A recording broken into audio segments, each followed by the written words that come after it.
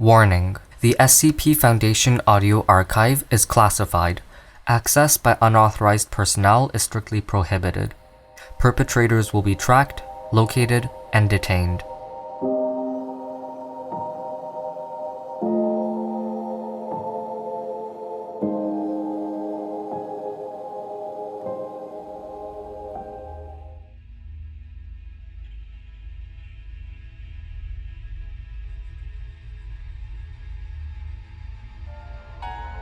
Hello. My name is Jim. Buy our bar review, please. We could really use the business. You'll find us if you go looking.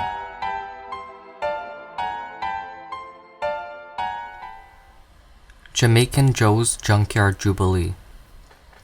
Item Number: SCP-100. Object Class: Euclid. Special Containment Procedures.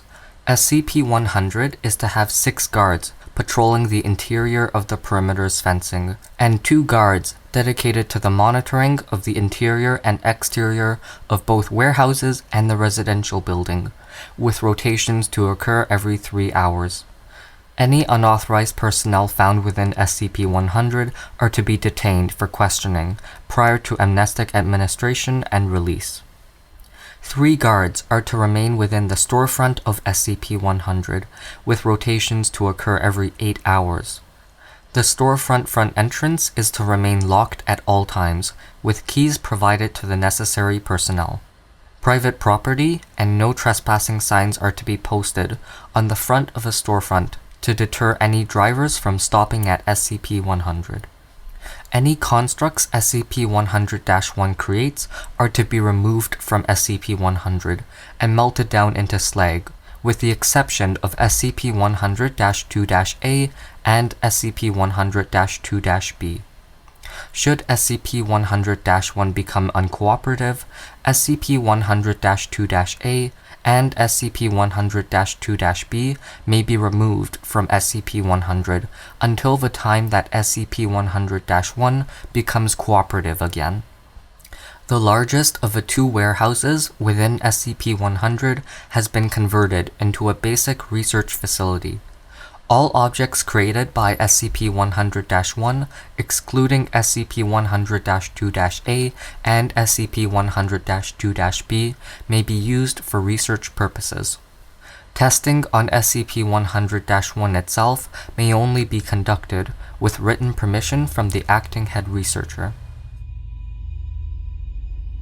Description: SCP-100 is an abandoned scrapyard 80 kilometers from South Carolina, known as Jamaican Joe's Junkyard Jubilee. The scrapyard covers roughly 5,000 square meters of fenced-off land, consisting of 2 warehouses, a storefront, and a residential building, as well as neglected land and land used for storage. SCP-100 holds roughly 1,500 vehicles, both pressed and unpressed, as well as roughly 1,400 kilograms of separate scrap, estimated to be worth $5,000. SCP-100's anomalous effect manifests through SCP-100-1 and its constructs, including SCP-100-2-A and SCP-100-2-B. Autonomy is lost when SCP-100-1 or one of its objects cross the fenced perimeter of SCP-100, remaining in this state until reintroduction. SCP-100 is an autonomous, sapient, humanoid construct consisting mostly of copper piping, uninsulated copper wiring, and aluminum cans. SCP-100-1 lacks the ability for written or verbal communication. However, it possesses the ability to communicate using rudimentary sign language. SCP-100-1 is largely uninterested in conversation outside of sales, and information gathered from it has been limited. SCP-100-1 appears to possess skill in craftsmanship, demonstrating the ability to operate tools such as arc welders, drills, and power saws, as well as heavy machinery such as car compressors and forklifts. SCP-100-1 possesses the ability to create autonomous constructs similar to itself, using material available within SCP-100. SCP-100-1 tends to create 4 specific animals: iguanas, crocodiles, turtles, and flamingos. However, SCP-100-1 has been known to craft other species, such as domestic pets. To maintain compliance, SCP-100-1 has been allowed to keep 2 pets, labeled SCP-100-2-A and SCP-100-2-B. SCP-100-2-A and SCP-100-2-B are constructs superficially resembling insects, assumed to be created by SCP-100, as they have occupied SCP-100 since the initial discovery of SCP-100. The names Ramon and Beatrice are welded into the backs of SCP-100-2-A and SCP-100-2-B, respectively. They appear to operate as both companions as well as guards for SCP-100, as they patrol the perimeter of SCP-100 except during intervals of interaction with SCP-100-1. SCP-100-1 appears to follow a ritualistic schedule, repeating the same actions daily. From 8 o'clock until 3 p.m., SCP-100-1 enters the storefront of SCP-100, seating itself behind a counter and attempting to bargain with any humans within the storefront. Occasionally, SCP-100-1 will return to the yard prematurely, for reasons unknown. From 3 p.m. until 4 p.m., SCP-100-1 interacts with SCP-100-2-A and SCP-100-2-B, communicating using vague hand and arm gestures. Interaction tends to consist of grooming, repair, and activities resembling fetch and hide-and-seek. From 4 p.m. until 8 p.m., SCP-100-1 performs various tasks, including taking stock of material within SCP-100, cleaning and maintaining tools and heavy machinery, and cleaning the interiors and exteriors of buildings present within SCP-100. From 8 p.m. until 12 a.m., SCP-100-1 performs what is assumed to be leisurely acts, ranging from creating new constructs, interacting with SCP-100-2-A and SCP-100-2-B, and patrolling SCP-100. From 12 a.m. to 8 a.m., SCP-100-1 enters the residential building, where it remains seated at a desk for the duration of this time. In the event that a human enters the storefront of SCP-100 during the interval of time SCP-100-1 is seated behind the counter, SCP-100-1 will attempt to bargain with them, using a variety of gestures to convey meaning. Most attempts by SCP-100-1 are to sell scrap, figures of its own creation, or repair services. However, it has been known to purchase scrap. Despite SCP-100-1's inability to read, it possesses the ability to perform basic mathematics, as demonstrated by sales. Sales made by SCP-100-1 are typically met with some degree of unfairness.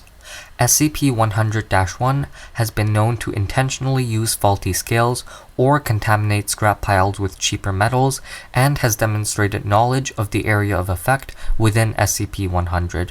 As SCP-100-1 has sold constructs repeatedly, despite the loss of autonomy when exiting SCP-100. Efforts to confront SCP-100-1 about this have been met with both distress and indifference, with referral to a sign posted on the wall saying, "No refunds, Mon," happening regardless of SCP-100-1's emotional response. SCP-100 was discovered on September 11th, 1976, following reports of strange machines operating from within the scrapyard. These rumors were discredited as urban legends, and a Foundation agent was sent to SCP-100 to act as a landowner until containment was performed under the guise of property sale. A wooden privacy fence was built along the former perimeter of SCP-100. One-way windows were installed in the storefront, and a highway now running through the nearby town of redirects the majority of civilian traffic. Addendum 100-A. Records show that the property is owned by one Joseph Duval, with a mailing address sharing the same name. Local utility companies report billing had stopped approximately 3 months before the discovery of SCP-100, which was found abandoned, save for SCP-100-1, SCP-100-2-A, SCP-100-2-B, and several avian and canine figures, presumed to be made by SCP-100-1. The initial sweep of the buildings revealed the residential building to be mostly bare, with the only sign of former occupants being a note found taped to the bottom of the storefront. See Document 100-A. Incident 100-A. On March 6, 2005, SCP-100-1 created a humanoid, autonomous construct, 10 centimeters in height, the first time SCP-100-1 has done so. Significant effort was put into this construct compared to others, with greater detail applied to the construct, including facial features and JJ welded into the back of the construct, and stainless steel making up the majority of the construct. SCP-100-1 placed the construct on the counter of the storefront for the duration of the scheduled interval, both using vague gestures to seemingly communicate with one another. Following the confiscation of this construct, SCP-100-1 remained seated within the residential building of SCP-100 for a total of 10 days. Document 100-A. The following is a copy of a note recovered upon discovery of SCP-100. Out to lunch. Please see Assistant. JJ.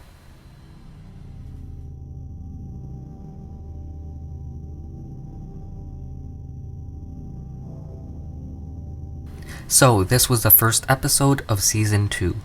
The intro music you heard from this episode was from Punch Deck.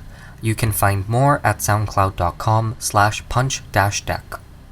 Additional music for this episode was from Mayu. For this season, I'm going to be reading mostly SCP-100 to 150, so if you have any particular requests from this section or even future ones, please let me know. I will have the forms in the show notes. Episodes will continue to be released every Wednesdays and most Sundays. Level 2 patrons or higher get early ad-free episodes, and everything is listed in the show notes. Leaving a review, rating, or sharing always helps. Thank you for listening, and I will see you in the next episode.